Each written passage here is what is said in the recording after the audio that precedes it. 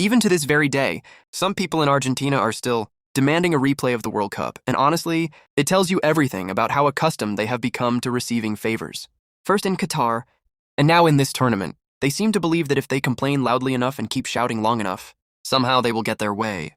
But before we get into the shocking truth behind this controversy, if you believe a team should accept defeat, instead of demanding a replay every time things go wrong, hit the like button and subscribe to the channel. Because what happened next completely exposed the difference between winning with class and losing with excuses. But that is never going to happen. Still, people around the world are left scratching their heads after watching Spain completely outplay Argentina on the biggest stage. Some fans genuinely believe Argentina deliberately threw the match because they simply cannot accept being dominated so completely in front of the entire world. So instead, they escape into this alternate reality where they are always the victims. They claim football is broken because Spain was somehow allowed to win, as if the trophy was simply placed in Spain's hands. After all the chaos surrounding the Argentina versus England match, they now believe the entire road was cleared for Spain. Everything was supposedly manipulated to guarantee a Spanish victory. Seriously, is that why Spain celebrated in light blue and white?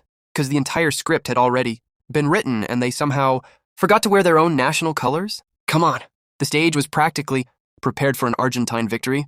The truth is much simpler. Argentina lost because Spain played them off the pitch. If Spain had not completely dominated that day, I can guarantee Argentina would have been the team celebrating with the trophy. Our side had to deliver an almost perfect performance, while completely shutting down their own penalty area. And even after doing that, the officials still ruled out clear Spanish goals. Spain practically had to score 3 times just to see one goal officially count. But the result was not the only thing people noticed.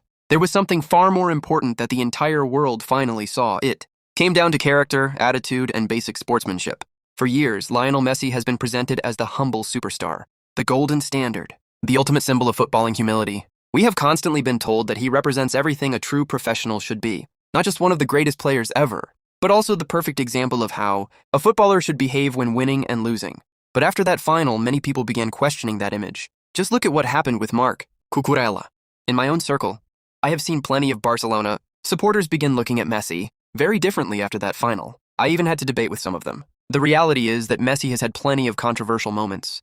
Throughout his career, even during his Barcelona days, he has never been the perfect loser people pretend he is. I have seen him wearing a Barcelona shirt and spitting directly toward an opponent. I have watched him smash the ball into the opposing crowd out of pure frustration. So let us not pretend he suddenly became a bad loser only because of the controversy surrounding this World Cup final.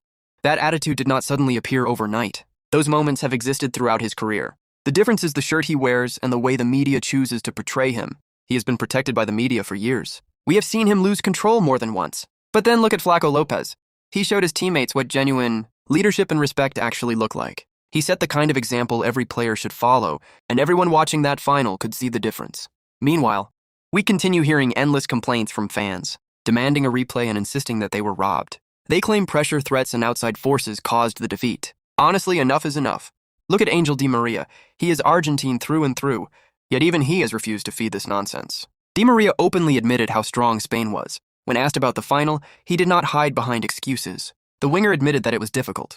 Things simply did not go their way. Spain played unbelievable football. Argentina could not win the ball back, and that became a major problem. But that is football.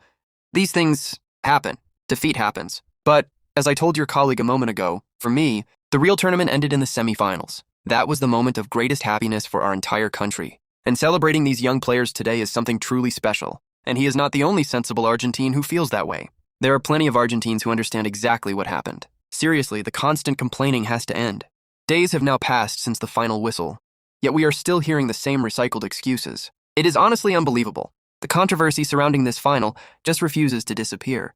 Even though millions of people watched the same match with their own eyes, the world saw beautiful football defeat anti-football. It was a complete masterclass, and yet some people still insist the final will only be remembered because Argentina was supposedly targeted.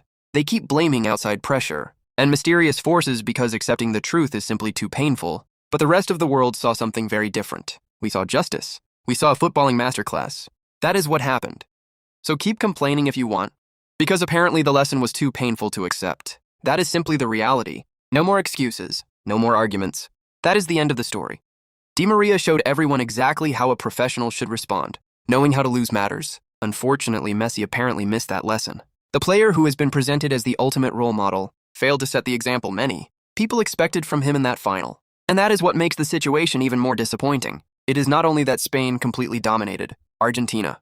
No, the bigger issue is that many people have now lost respect for Messi. And I am not talking only about Real Madrid supporters looking for an easy joke. I am talking about people from all over the world, the entire world.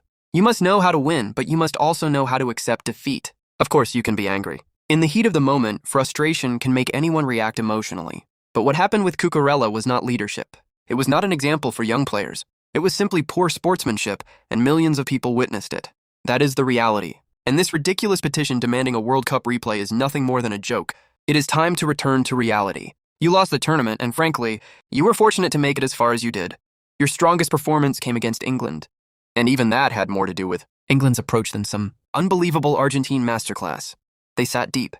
They defended. They played cautiously. That was the main reason Argentina looked so dominant. It was not because Argentina had been playing perfect, beautiful football throughout the tournament.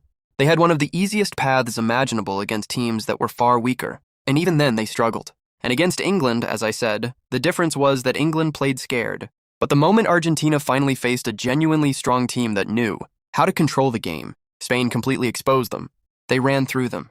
That is the truth. At some point, you have to accept it. I understand that it hurts. I understand that losing a final can be painful. But the crying, the conspiracy theories, and the endless accusations have continued for far too long. And the truth is, you are not fooling anyone anymore. Not the fans, not the neutral viewers, and certainly not the rest of the football world. That petition is going nowhere. It is simply another example of how the excuses are refusing to stop. So, what do you think about everything that happened? Do you believe Argentina genuinely deserved a replay? Or should they simply accept that Spain was the better team on the day? Let me know your thoughts in the comments below. I will be reading them. Take care, and I will see you in the next one. Bye.